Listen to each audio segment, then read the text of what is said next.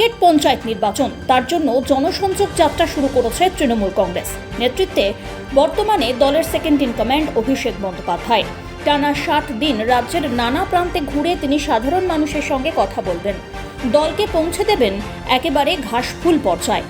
মঙ্গলবার কোচবিহারে সেই জনসংযোগ যাত্রা উপলক্ষে সামিল হলেন তৃণমূলের ডায়মন্ড হারবারের সাংসদ। সকাল থেকে কোথায় যাচ্ছেন, কি করছেন অভিষেক, বিস্তারিত কর্মসূচি এলো সামনে। কোচবিহারে অভিষেকের জনসংযোগের দিন শুরু হচ্ছে, রাত পর্যন্ত নানা রকম কর্মসূচিতে ব্যস্ত থাকছেন তিনি।